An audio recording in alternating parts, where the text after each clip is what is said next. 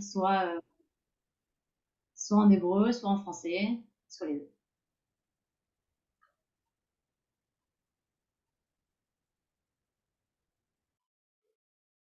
Est-ce que quelqu'un veut lire? Euh, je lis en français, moi. Eh ben, c'est super. Ok. Quiconque à son mort étendu devant lui est exempté de la lecture du schéma et des phylactères. Les porteurs du cercueil et les remplaçants des remplaçants, tant ceux qui sont devant le cercueil que ceux qui sont derrière, ceux qui sont nécessaires pour porter le cercueil sont exemptés. Mais ceux qui ne sont pas nécessaires pour porter la bière sont obligés. Les uns et les autres sont dispensés de la prière. Alors, évidemment, les phylactères, c'est les téphilines. Je ne sais pas pourquoi j'ai marqué phylactère. Dans ma version, c'est marqué téphilines. Merci Catherine. Alors, qui est la personne qui a un mort devant lui? De qui on parle ici? Qui a son mort devant lui? Un endeuillé? Un d'eux? Un proche parent de la personne qui est décédée et dont il incombe visiblement de s'occuper du mort et de l'enterrer et dire que le mort est étendu devant lui, c'est que justement il n'est pas encore enterré. Alors pourquoi, d'après vous, cette personne est-elle exemptée de la lecture du chemin et des tefilines? Est-ce qu'on peut donner plusieurs explications en fait, à cette exemption? Explication très technique serait que comme ce sont des mitzvot liés au temps et que lui, il est occupé dans une autre mitzvah, il est pas tour de ces deux mitzvot. Ouah. Non, c'est pas ça? Si, c'est très technique. Un peu comme le jeune marié. C'est comme le jeune marié, ok. Et pourquoi ils sont dispensés de la lecture du chemin? Si on essaie de dire ça dans Ils nos n'ont pas mots, la tête à ça. ils n'ont pas la tête à ça. Ou de La personne qui doit enterrer son mort, elle n'a pas le temps. Elle doit obtenir un certificat de décès, transmettre l'information au reste de la famille, faire creuser une tombe, réunir des gens, laver le corps ou le faire laver, construire une bière, écrire un espède, commander un païtan. Mais tout ce qu'on peut imaginer en fait pour enterrer un proche. Donc l'esprit de cette personne-là, elle est occupée à autre chose. Toute son énergie, tout ce qu'il est en fait en ce moment-là, c'est il est occupé par le mort. Il n'y a pas un instant à lui pour s'arrêter, pour penser, même pas pour faire le schéma en marchant ou en faisant autre chose. Alors qu'on sait très bien que le schéma, contrairement à la tefila, contrairement à la mida, on fait le schéma quand on est en haut d'un arbre ou qu'on est sur une colonne, qu'on est en plein travail en fait. Le schéma, c'est quelque chose qu'on fait torqueder. Ouais, il faut se tenir. Ça, Erreur. C'est Eliane qui veut parler. pour une fois. On en parlera Euh, aussi si tu veux après. oui, oui, mais là, on parle pas que du coup que des endeuillés. Enfin, on parle des gens qui sont devant. Et il y a peut-être, enfin, un truc plus puissant que de comparer ça juste à un jeune marié qui n'a pas la tête à ça. Je pensais que il y avait aussi un truc plus de se dire on peut pas prier Dieu parce que ça voudrait dire qu'on rapproche la mort à quelque chose qui est voulu par Dieu et que c'est trop difficile à ce moment-là d'avoir ce raisonnement-là. Alors, il y a Eliel, là, tu viens de presque citer le Talmud de Jérusalem. Le Yerushalmi, sur cette Mishnah-là, il donne ce même genre d'explication. Alors, pas exactement la même chose, mais presque. Qui est une explication, je dirais, idéologique, qui n'est pas circonstancielle. Et qui dit, en fait, il y a une opposition criante entre la situation de mort dans laquelle il est et la Torah qui est une Torah de vie. C'est pas exactement ce que tu dis, mais ça se rapproche à ça. Il y a quelque chose qui fait que ça correspond pas maintenant. On peut pas lui demander maintenant de lire le schéma, ça va pas. Il y a un écart trop grand entre les deux. Il y a un texte assez beau, je crois que c'est dans les naufragés d'année de Primo Levi, où il y a un copain qui vient le voir en lui disant tu devrais remercier Dieu d'être encore vivant et il s'offusque en disant ça veut dire que c'est Dieu qui a voulu que les autres soient morts. Ce qui est une façon de dire la même chose, mais dans le cas de Primo Levi aussi, ça me fait penser à ce moment-là, je ne sais pas s'il est 2, 3, 4, 5, 8 ans en fait après l'expérience des camps, Primo Levi. Il est plus dans le choc initial et il y a toujours cette impossibilité en fait de faire face à Dieu et de mettre Dieu dans le truc. Et Primo Levi a fini par mettre fin à ses jours, entre autres à cause d'énigmes non résolues comme ça. Mais je pense que La Mishnah, là, elle parle de l'abysse total qu'il y a au moment du choc.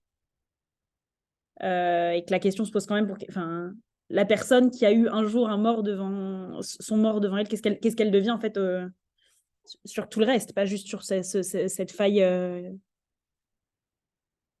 Est-ce que Dieu revient, quoi, et quand? D'ailleurs, la question ne se pose pas seulement à partir du schéma, enfin, à propos du schéma. Dans le Talmud de Babylone, on rajoute en fait toutes les mitzvot. En fait, là, il est juste dans une autre dimension, quoi. Sylvia? Ouais, moi, ce que j'ai trouvé fascinant dans cette Mishnah, en fait, et après les textes qu'on a déjà lus ensemble, c'est que d'abord, il y a cette temporalité très définie. Donc, c'est avant l'enterrement. Il y a peut-être quelque chose dans cette situation-là où on est face à la finitude de l'être humain, mais quand les choses, elles n'arrivent pas encore à une certaine ou à commencer à se résoudre dans ce que tu appelais tout à l'heure, un récit ou un schéma de compréhension ou de se mesurer psychologiquement avec ce qui s'est passé. Il y a vraiment le corps, mais le corps sans vie, il est devant nous, on ne sait pas quoi en faire. Et il y a aussi, cette Mishnah, elle définit plusieurs cercles de gens qui se mesurent d'une manière différente, c'est-à-dire il y a ceux qui sont avec l'endeuillé, il y a le premier cercle des gens qui ont un certain nombre des mêmes limites à ce qu'ils peuvent ou ce qu'ils doivent faire et ce qu'ils ne sont pas obligés de faire. Et puis il y a le deuxième cercle et ensuite il y a tous les autres. Donc il y a une sorte de création d'une communauté d'accompagnement dans cette façon de se mesurer avec cette expérience qui est extrêmement bouleversante de constater la mort devant soi. Ouais, qui fait ricocher en fait. Ça va de l'intérieur vers l'extérieur et ça touche beaucoup plus de gens que la personne, que le mort et sa personne, la personne et son mort en fait. Avita, Oui, non, j'en ai parlé. je t'ai Pardon. mis sur mute. Oui, je me suis je voulais enlever la. Voilà ça. Et non, non, oui, enfin, voilà, ça faisait vrai plusieurs cercles. On a l'impression que ça dessinait comme une espèce de continuum entre le choc de la mort, de l'absence, etc. Et après, il y a besoin, en fait, quand même qu'il y a quelque chose d'un peu graduel vers une situation normale, quoi. Ouais. Ouais. Ceux dont la présence n'est pas nécessaire pour porter le cercueil, là pour le coup, ils sont déjà à l'extérieur. C'est-à-dire déjà. Ouais, mais du coup, elle veut dire quoi finalement la phrase tout le monde est dispensé de la prière? Ceux qui tiennent tout le monde, Ah, donc du coup, eux aussi sont dispensés de la prière. eux aussi. Ouais, c'est ça, c'est pour ça, tu vois, ça fait encore plus Ceux qui graduel, veulent quoi. porter le cercueil, mais qui ne sont pas indispensables au fait de porter le Ouais, cercueil, ceux-là, ils c'est ne sont ça. pas dispensés du chemin des téphilines, mais ils sont dispensés de. Voilà, c'est ça. Ouais, ouais, Et là, probablement parce qu'ils ont aussi l'esprit ailleurs. C'est-à-dire qu'ils ouais, sont. c'est ça. Ouais, ouais, ouais. Alors, une autre explication qui est proposée par le Bavli, c'est que qui est assez presque drôle en fait, c'est que, je sais pas, on peut dire non, c'est pas le mot, c'est pas drôle, mais c'est que le mort n'étant plus en mesure de faire ses mitzvot, et ben les faire à côté de lui, c'est irrespectueux, c'est dénigrant. Alors c'est une explication qui est un peu étrange parce que finalement la personne qui a son mort à côté étendu devant lui, ben, elle continue à respirer, à manger. Il y a plein de choses qu'en fait je peux faire quand j'ai mon mort étendu devant moi et que le mort ne peut plus faire. Est-ce que c'est une forme d'irrespect? Je sais pas si c'est exactement une forme d'irrespect, mais je pense que dans ça, il y a autre chose. Parce que exempter le proche du schéma et de la lecture du schéma et des tefilines, c'est peut-être dire au proche ce qu'il faut faire maintenant, ce que tu dois être maintenant, c'est t'occuper de ton mort, pas autre chose. Hein, dire le chemin, mettre les tefilines, c'est aussi une façon de, comme vous l'avez dit à Vital et Tivia, ça marque en fait le cercle qui est déjà le retour vers la normale. Alors justement, on n'est pas à l'étape du retour à la normale. Mais dire le chemin de Betfilin, c'est une façon peut-être de s'éloigner, de se détourner de ce qui est maintenant. C'est comme si la Mishnah, elle disait ne se détourne pas. Hein. C'est ça ce qui se passe maintenant. C'est triste, c'est dur, c'est inimaginable. Sois-y.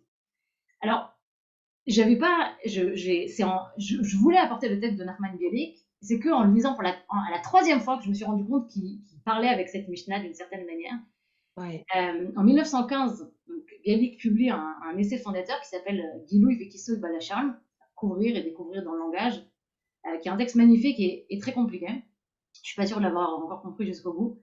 Et c'est un texte qui n'est pas du tout écrit sur le sujet qui nous intéresse maintenant, c'est un texte qui traite de l'histoire et de la signification des mots et par la suite de la différence entre la poésie et la prose. Bielik dit que les mots de la langue ne sont pas fixes, ne sont pas éternels, que leur signification elle change tout le temps, que certaines fois les mots s'érodent, ils perdent leur signification. En fait, il essaye de démontrer la supériorité de la poésie sur la prose.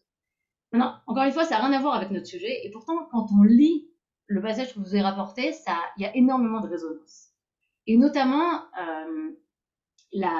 alors je sais pas où je vous l'ai mis, j'aurais dû numéroter les lignes aussi. Est-ce que c'est dans le texte? Est-ce que vous voyez où c'est marqué Yoshev Yachid Beishun Chosher? Est-ce que vous l'avez lu? Ou est-ce que c'est par rapport à la page?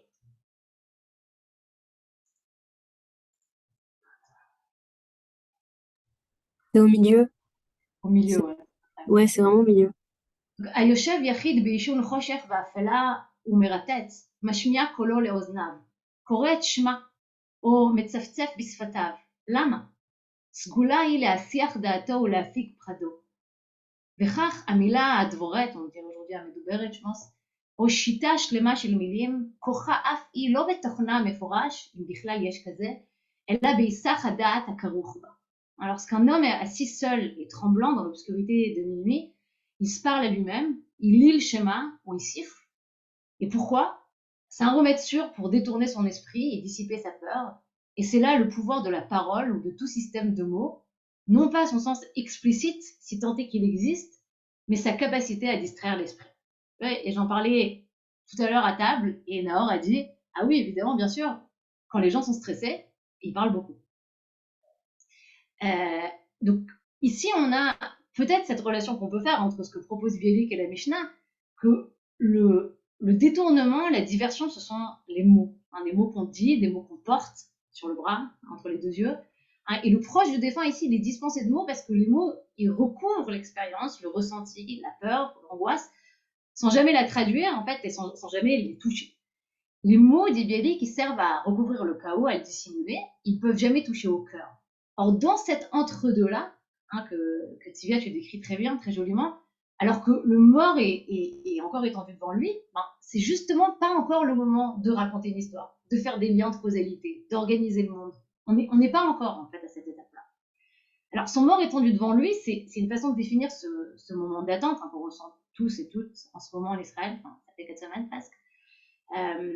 Et si je reprends ce que vous disiez sur les différents cercles, on est dans cette attente, cet entre-deux où il y a des familles qui cherchent leurs proches, il y a des corps non identifiés, des gens qui sont portés disparus, des centaines d'otages. Et d'une certaine façon, on est tous et toutes aujourd'hui en Israël les porteurs et les porteuses du lit funéraire. On est dans cette sorte d'attente, dans cet entre-deux, dans laquelle on est incapable de parler, dans laquelle il est impossible de parler, parce que les mots n'ont pas de sens. Alors, j'aimerais lire, qu'on lise ensemble en fait, 2 autres extraits du texte de Bielik. J'ai envie de le lire en hébreu et en français parce que je trouve l'hébreu très beau et qu'il y a certains d'entre vous qui parlent l'hébreu. Dites-moi si c'est trop long. הרי הדבר ברור, je commence au tout début, שהלשון לכל צרופיה אינה מכניסה אותנו כלל למחיצתם הפנימית, למהותם הגמורה של דברים, אלא אדרבה, היא עצמה חוצצת בפניהם. מחוץ למחיצת הלשון, מאחורי הפרגות שלה, רוחו של האדם המעורטלת מקליפתה הדבורית, אינה אלא טועה וטועה תמיד. אין אומר ואין דברים, אלא תהיה עולמית. מה נצחי כפו על השפתיים. באמת אין מקום אפילו לאותו מה שיש במשמעו כבר תקווה לתשובה. אבל מה יש שם? בלימה, בלום פה מלדבר. אם בכל זאת הגיע האדם לידי דיבור ודעתו מתקררת בו, אין זה אלא מגודל פחדו להישאר רגע אחד עם אותו התוהו האפל, עם אותה הבלימה פנים אל פנים בלי חציצה.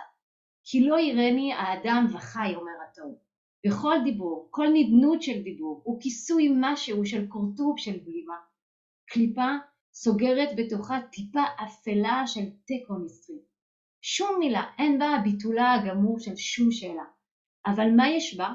כיסויה. Il est clair que le langage, malgré toutes ses subtilités, ne nous introduit pas dans l'intégrité des choses, mais s'interpose entre elle et nous. Au-delà du langage, derrière son écran, l'âme de l'homme, dépourvue de mots, s'interroge sans fin. En sourdine, un éternel quoi suspendu aux lèvres, et même le quoi n'est guère approprié, car il suggère l'espoir d'une réponse. Qu'y a-t-il donc? Le sans rien, blima, un abandon de la parole. Et si malgré tout l'homme a parlé et a acquis ainsi l'assurance, c'est uniquement à cause de la terreur de rester même momentanément seul avec ce chaos obscur, avec ce sans rien, face à face, sans intermédiaire. Car nul ne peut me voir et vivre, dit le chaos, et chaque mot, chaque parole couvre une fraction du sans rien, devient une coquille cachant une goutte sombre de l'impasse éternelle. Il n'y a pas un seul mot qui puisse annuler entièrement une seule question, c'est-à-dire y répondre. Qu'y a-t-il dans le mot? Cette dissimulation, la dissimulation de la question. La parole, elle est forcément symbolique. Elle exprime un millième, un millionième de ce qui est, de ce qui était. Et l'image qu'utilise Bialik ici, c'est l'image, il dit ksuya. En fait, c'est quoi le mot? C'est une dissimulation, c'est ce qui couvre. Et en fait, c'est l'image du sang qu'on doit couvrir. Quand on tue un animal pour le manger, je ne sais pas si c'est volontaire, en tout cas moi c'est directement en fait l'association d'idées que j'ai.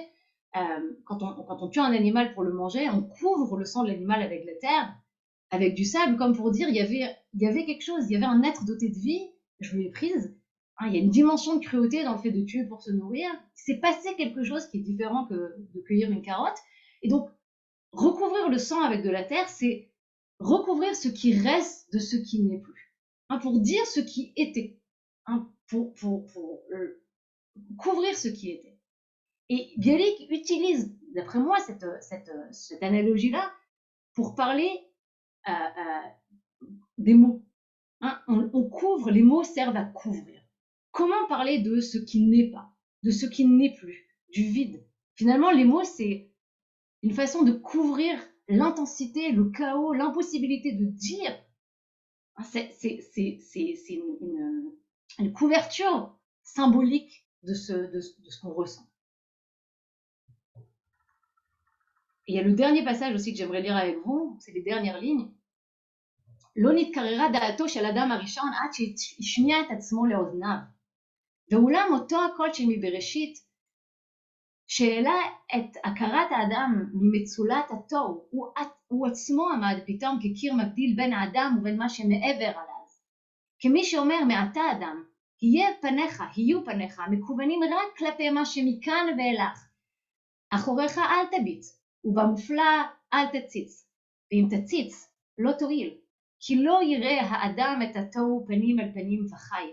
חלום שנשכח לא ייזכר עוד, אלא תוהו תשוקתך והדיבור ימשול בך. Le premier homme ne s'est pas calmé tant qu'il ne s'est pas entendu parler. Mais cette même parole qui au début avait élevé sa conscience des profondeurs du chaos, s'interposait maintenant entre lui et ce qui est au-delà, comme pour dire, désormais homme, ne regarde pas, ne regarde que ce qui est devant toi, ne regarde jamais en arrière, ne cherche jamais à entrevoir le mystère. Et même si tu l'entrevoyais, cela ne se servira à rien, car aucun homme ne peut regarder le chaos face à face et vivre. Un rêve oublié ne peut plus être rappelé. Ton désir sera le chaos et la parole te dominera. Évidemment, c'est le verset de Elisher Tchukatra, Ve'u Imshol Bach de Bereshit. Alors, encore une fois, le texte n'est pas du tout écrit dans le contexte qui nous occupe. Mais pour moi, il pose une façon très actuelle le rapport des mots au sens et la difficulté de traduire en mots ce qu'on sent, ce qu'on ne peut pas expliquer, ce qui n'est plus, ce qu'un jour a été et qui n'est plus. Le chaos, en fait, à l'intérieur de nous-mêmes, qui sont 1000 sentiments, 1000 choses qui se passent en même temps et qui est difficilement traduisible en mots. Alors, on retrouve cette ambivalence entre la mort et les mots dans les textes qui nous parlent des visites qu'on fait aux endeuillés. C'est les textes auxquels vous faisiez référence, Guilain. Dans Job, par exemple. Alors, je ne suis pas sûre de voir tout le monde. Okay. Est-ce que quelqu'un veut lire le texte de Job? Quelqu'une?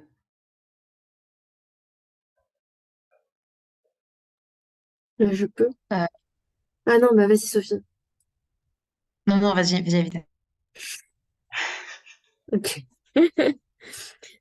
וישמעו שלושת רעי איוב את כל הרעה הזאת הבאה עליו. Donc trois amis de Job apprirent tous les malheurs qui lui étaient arrivés. ויבואו איש ממקומו אליפז התימני ובלדד השוחי וצופר הנעמתי. Donc Eliphaz de Théman, Bildad de Chouar et Tsophar de Naama, donc se concertèrent. Vaïvadou, ils se concertèrent Yardav, Lavo, la Nodlo ou le Nachamo. Donc ils partirent de chez eux pour aller le plaindre et le consoler. Vaïsou et Nehem, Merachok, ayant de loin porté les regards sur lui. Vélo Ikiru, ils ne le reconnurent pas. Vaïsou Kolam, ils élevèrent la voix. Vaïfkou, ils pleurèrent. Vaïkreu Ish Meilo, ils déchirèrent leur manteau. Vaïzriku Afar al Rochem, ils jetèrent de la poussière Hashamaïma en l'air au-dessus de leur tête. Vaïeshvu Ito Laaretz Shiv'at Yamim Beshiv'at Lilot. Et ils se tinrent assis par terre auprès de lui 7 jours et 7 nuits. Ve'en dover elav davar, et sans lui dire une parole. Kiraou kigadel hakeev me'od, car il voyait combien sa douleur était grande. Alors, merci Vital, pourquoi est-ce que les trois amis, ils pleurent, ils déchirent leur manteau, ils se jettent de la poussière sur la tête?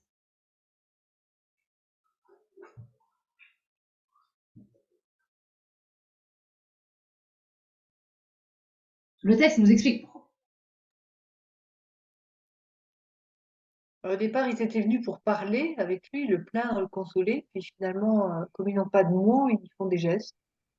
Des gestes Ok. qui ressemblent un peu à ceux du deuil quand même. Déchirer les vêtements. Alors la poussière sur la tête, je ne sais pas à quoi ça correspond, mais Alors, vous avez dit deux choses ici, Efrat. La première, c'est qu'ils étaient venus pour parler. Alors, c'est parce que vous traduisez, en fait. ah oui, On comprend aller le plaindre et le consoler comme quelque chose qui doit être fait en parole. Mais c'est pas certain ici qu'on parle qu'ils soient venus pour parler. La Noud ou les Nachamo, est-ce que c'est quelque chose qu'on fait en parole ou est-ce que c'est quelque chose qu'on fait autre chose, autrement? Et ce que vous dites d'autre, c'est qu'ils font en fait les gestes du deuil. Ils déchirent leur manteau, ils se mettent de la poussière sur la tête, de la cendre.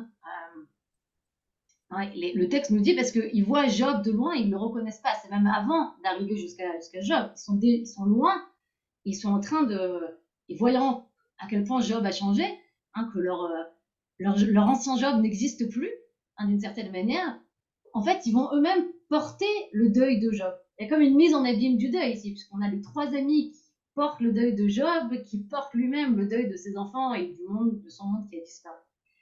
Et donc, c'est de cette façon-là qu'ils arrivent chez Job et qu'ils s'assoient auprès de lui.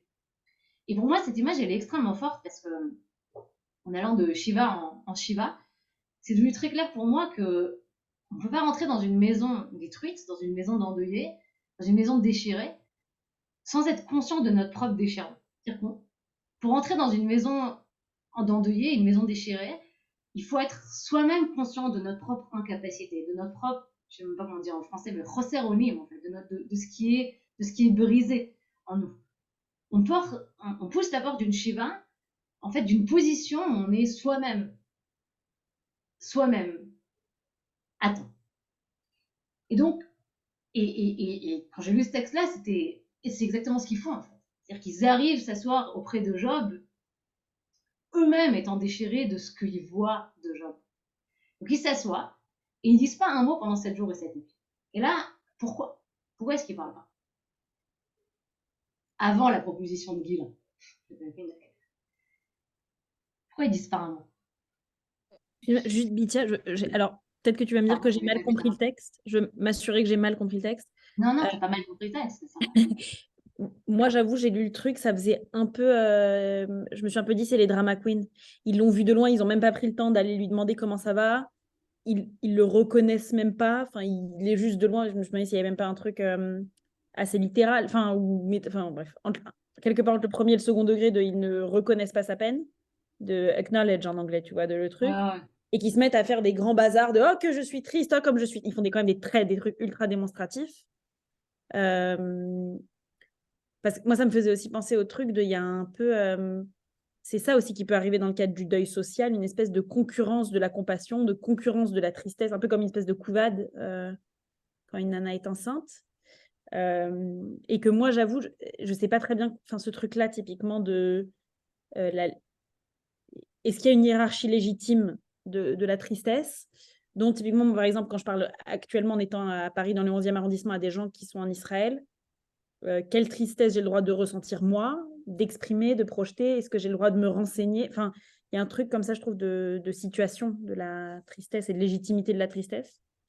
Et donc, toi, ce que tu décris comme justement de l'empathie totale, moi j'avoue, j'ai plutôt par défaut vu du gros égocentrisme dans cette tristesse-là. Des 3 amis. Oui, oui, qui arrivent et qui se mettent à faire des rodomontades Mais bon, il manque peut-être un peu de contexte pour juger ça avec Non, plus non, de... je pense pas qu'il y ait pas encore de contexte, mais dans ce cas-là, tu comprends comment pourquoi il parle pas, le fait qu'il s'assoit à côté de lui pendant 7 jours et 7 nuits sans parler. Alors, Il y a quelqu'un qui allait dire... Ouais, pardon. pour aller peut-être dans ton sens, moi, ce qui m'apparaît là, aussi bien dans les mots de Moïse que là, c'est la difficulté même d'être en empathie. Alors, quelles que soient les intentions, comment, en fait, on est tous un peu handicapés dans l'altérité. Comment on dit ce qu'on ressent à l'autre, comme c'est difficile en fait. On est maladroit, que ce soit dans la peine ou en fait, d'être en empathie, alors que c'est normalement naturel. Mais et peut-être que maintenant, avec tout ce qui s'est passé, les événements traumatisants et sidérants de ces dernières années entre le Covid et tout, on a encore plus de mal de savoir comment dire. Alors, j'entends toutes vos pensées et vos réflexions, et c'est la question de comment exprimer l'empathie ou comment être empathique, quel est le degré en fait d'association à la peine qu'on peut avoir, quelle question on a le droit de poser, est-ce qu'on a le droit, enfin, comment on doit être en fait aux côtés d'endeuillés, c'est une question que tout le monde se pose, quel que soit le degré de la proximité physique ou familiale. Moi, personnellement, mais c'est moi, je vois pas dans ce texte-là une exagération. J'ai l'impression, en fait, en tout cas, l'image que je me fais du texte, c'est vraiment des gens qui voient Job de loin, c'est-à-dire avant d'être capables de pouvoir le saluer et qui se rendent compte, en fait, qu'ils ont eux-mêmes perdu quelque chose, que leur Job n'est plus, comme j'ai dit tout à l'heure, qu'il s'est passé quelque chose et qui fait que d'une certaine façon, il porte aussi le deuil sur Job lui-même. Et je comprends ce que vous dites, mais ça, j'ai du mal en fait à le mettre à l'associer avec le dernier verset. וישבו איתו לארץ 7 ימים ו7 לילות ואין דובר אליו דבר כי ראו כי גדל הכאב מאוד, qui s'assoit à côté de lui pendant 7 jours et ils disent pas une parole. Et là pour moi c'est ils disent pas un mot parce qu'ils sont venus entourer leur ami, ils sont venus être avec lui dans ce qu'il est, dans ce qu'il ressent à ce moment précis-là. Ils disent en fait par la présence, pour moi, dans ce texte-là, nous sommes là, on est avec toi, on voit tes douleurs, on sent ta douleur, on est un visage, on est des yeux, on est là parce que on est tes amis, on est là parce que c'est le propre d'une société saine de ne pas fermer les yeux, de ne pas fuir devant la douleur de l'autre et ses difficultés. Mais ils disent aussi sans un mot. On a poussé la porte, tu étais assis ici par terre, on est rentré, c'était ouvert. C'est pas notre endroit, c'est le tien. Il n'y a que toi ici qui puisse décider ce qui se passera ici ou pas, ce dont tu as besoin, ce que tu veux faire de cet instant-là. Et si Job ne parle pas, alors les 3 amis se taisent. Et du coup, quand Christine, tu parles d'empathie, dans ces versets-là, pour moi, il y a une vraie expression de l'empathie. C'est-à-dire que les 3 amis ici, ils sont vraiment en train d'être avec Job. Et c'est tout. C'est-à-dire de sentir avec lui, de l'entourer dans sa douleur, mais pas du tout en train de se mettre en avant. C'est pour ça que l'image en fait de Drama Queen que tu décris, Faustine, je la comprends dans les premiers versets, mais elle va moins pour moi avec la fin du texte. Mais j'entends. Il peut y avoir quelque chose qui est complètement exagéré dans leur, en tout cas avant qu'ils arrivent chez Job, et qui change complètement une fois qu'ils s'installent à côté de lui.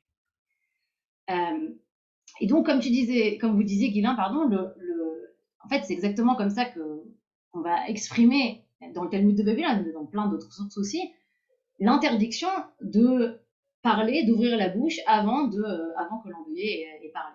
אמר רבי יוחנן, אין מנחמים רשאים לומר דבר עד שיפתח אבל, שנאמר אחריכן פתח איוב את פיהו וחדר ויען אליפז התימני.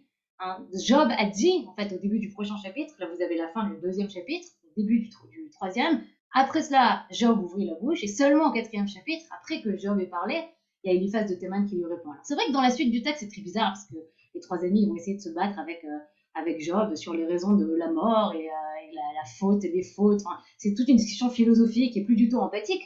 Mais à ce moment-là du texte, moi, je lui vois de l'empathie. Seulement une fois que Job a commencé à parler, c'est Sin qui veut parler et les trois amis sont aussi autorisés à parler. Autrement dit, les visiteurs, ils viennent pas pour dire, pour réparer, pour juger, pour conseiller, pour consoler. Ils viennent pas avec une réponse, parce qu'il n'y a pas de réponse. Il n'y a pas, comme vous disiez, Guilain, qu'est-ce qu'il y a à dire à un père qui a perdu son enfant? Il n'y a aucun mot qui est approprié, même pas le quoi, dit Bialik. Parce que ce quoi suggère l'espoir d'une réponse. Et il n'y a pas de réponse. Et s'il y a des mots, s'il y a un langage qui doit naître de cette situation-là, moi, en tant que visiteur, ce sont des mots que je ne connais pas encore avant d'entrer. Dans Tehillim, c'est le chapitre P-Aleph 81, Sfat lo yadati eshma. J'entendis une langue que je ne connaissais pas. Il y a quelque chose, oui, il peut y avoir des mots qui naissent en fait, à ce moment-là. Mais ce n'est pas des mots que j'ai apportés de l'extérieur. C'est des mots qui naissent de la capacité à être et à me joindre à un délire. Et dans ce silence, dans cet abandon de la parole, si on reprend l'expression de Bialik, peut naître une question. Tu avais un fils? Tu as une fille? Tu veux me raconter qui elle était? Je voudrais savoir, je voudrais faire connaissance, je voudrais me souvenir avec toi, porter son histoire, la vôtre, avec vous. Qui peut être une parole qui naît de la rencontre empathique. Alors, je voulais vous proposer d'étudier ensemble un autre texte en fait, qui met en opposition la parole et le silence, la parole de Élie qui n'arrête pas de parler et Dieu qui se présente dans son silence. Mais je ne crois pas qu'on aura le temps de le faire. Alors, ce que je vous propose, c'est qu'on passe à la dernière partie, ce que vous avez sur la page, sur le titre de Lamentation. En fait,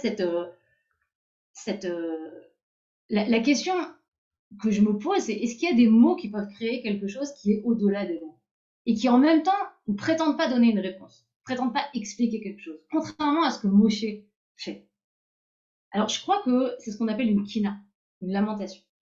La collection de lamentations la plus célèbre qu'on a, c'est celle qu'on lit à Tisha B'Av, 5 keynotes qui sont rassemblées dans un rouleau qui est appelé Echa, Megillat Echa, et ce sont des keynotes, des lamentations qui pleurent la destruction du temple et la fin de l'autonomie politique juive. Évidemment, on ne parle pas que de catastrophes nationales, on parle aussi de ce qui arrive en fait de particulier dans ce genre de situation.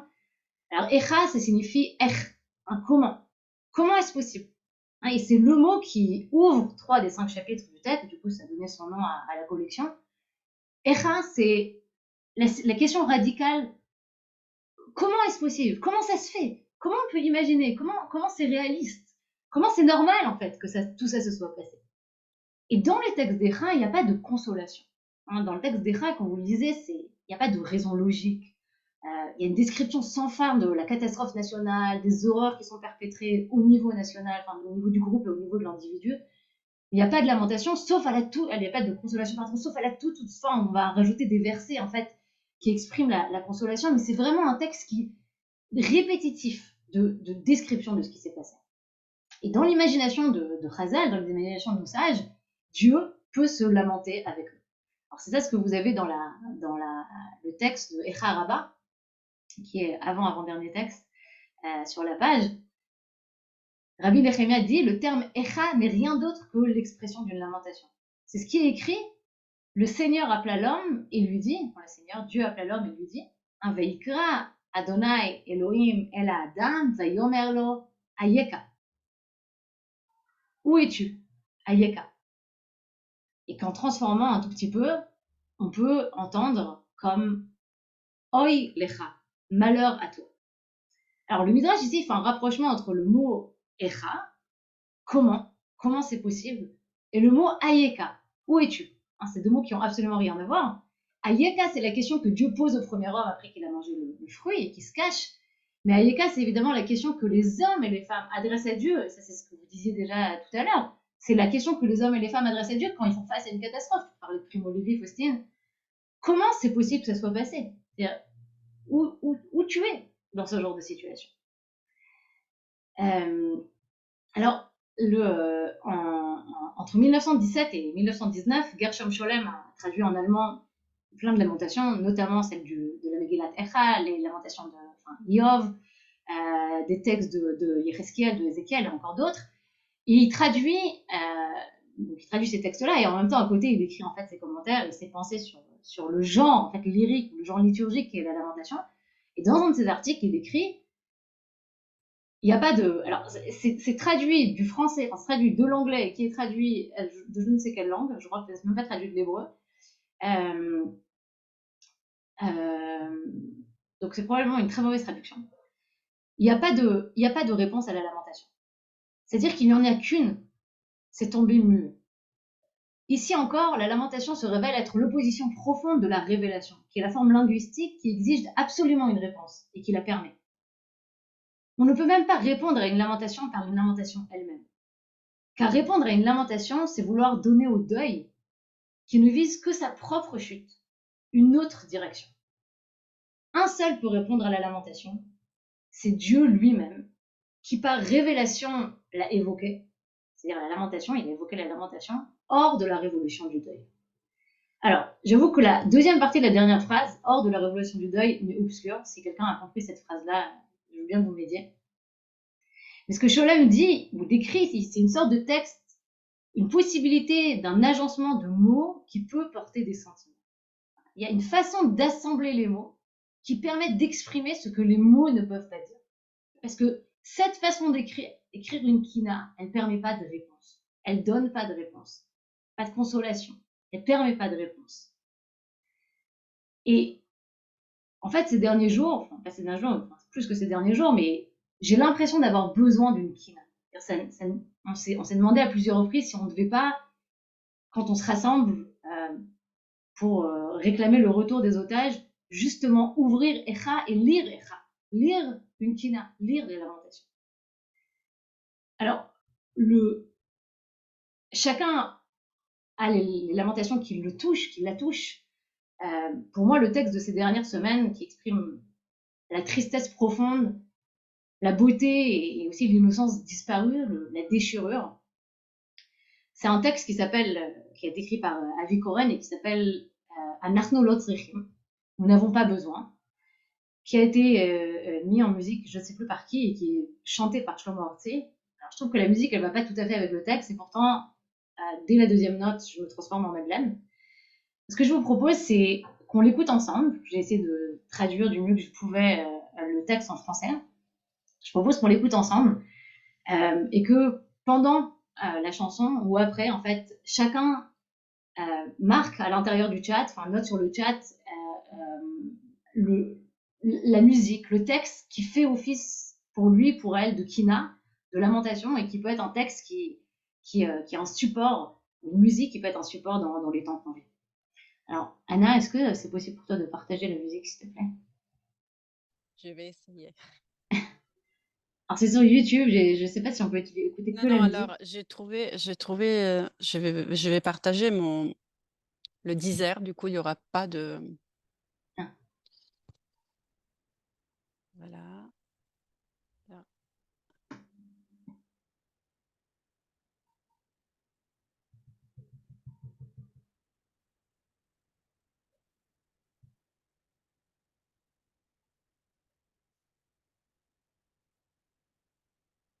On entend quelque chose, là? Vous entendez pas? Moi, j'entends pas. Donc, alors, ça marche pas comme ça.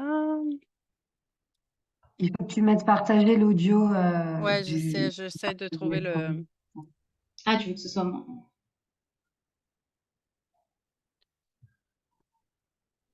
Ok.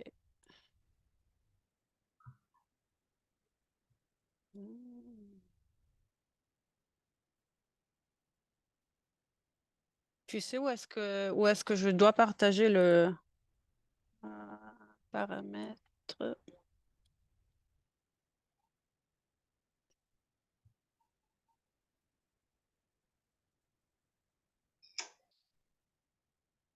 Ok.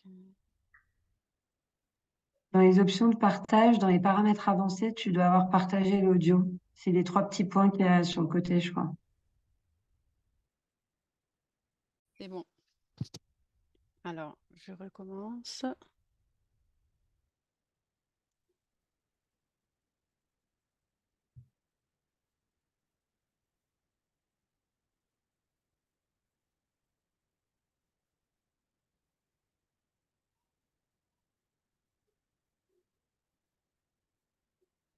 Pardon, ça mouline.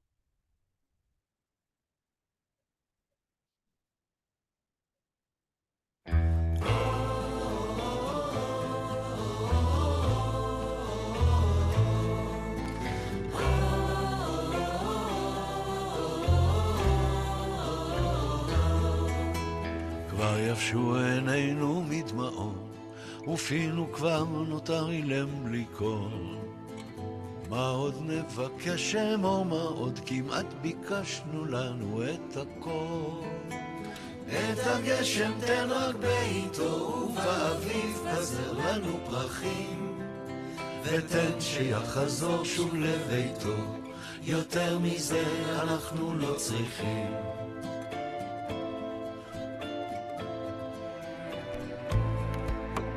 כבר כאבנו 1000 צלקות, עמוק בפנים הסתרנו הנחה. כבר יבשו עינינו מלבכות, כמו שכבר עמדנו במבחן.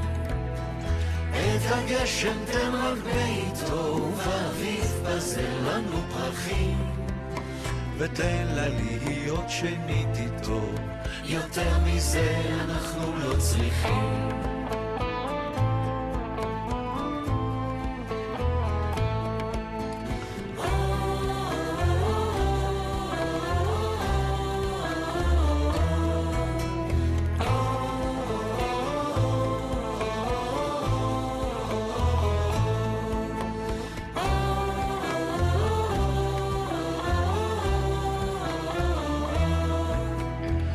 כיסינו תל ועוד אחד, טמנו את ליבנו בין מושים. עוד מעט תפרוץ ההנחה, קבל זאת כתפילה מאוד אישית. את הגשם תן רק בעיתו, ובאביב פזר לנו פרחים, ותן לנו לשוב ולראותו, יותר מזה אנחנו לא צריכים. את הגשם תן רק בעיתו, ובאביב פזר לנו פרחים, ותן לנו לשוב ולראותו, יותר מזה אנחנו לא צריכים. ותן לנו לשוב ולראותו, יותר מזה אנחנו לא צריכים.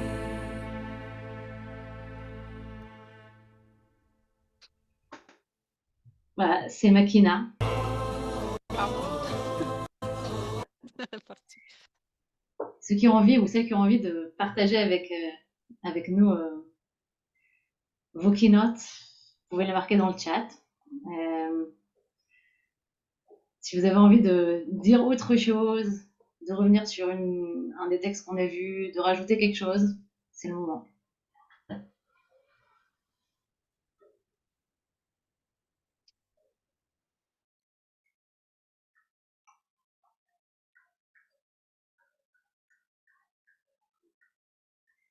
La prière de Francis James.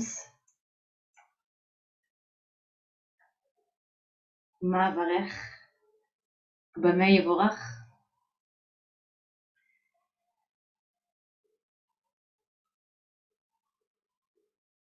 C'est le nom d'une kina, Faustine? T'avais pas un projet qu'on mette la ligne qui nous parlait dedans? C'est pas ça, c'était Ah pas non, ah si, ça peut être ça. ça. C'était celle-là. C'est de dire, non, ça peut être aussi ça, sans problème.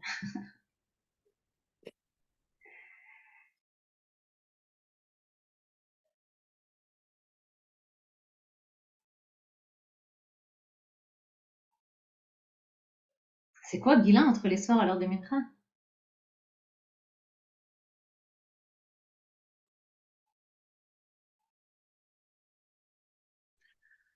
C'est un texte qui a été écrit par jeune Moshe Flinker entre 1942 et 1943. Il a 16 ans et il est réfugié à Bruxelles, à côté de Bruxelles, avec ses parents. Et il écrit son journal, et il écrit son journal en hébreu. Et à côté de son journal, il y a un certain nombre de cahiers dans lesquels il a noté soit des idées, soit des poèmes, soit des textes. Et ça, c'est un des textes qu'il a écrit. Je peux vous lire quelques lignes en français. Ce serait trop long de le lire en hébreu, mais ça a été écrit en hébreu. Entre les soirs, à l'heure de Mincha, je suis assis à la fenêtre, prêt à commencer la prière de Mincha. Je regarde devant moi et en un instant, l'horizon devient rouge.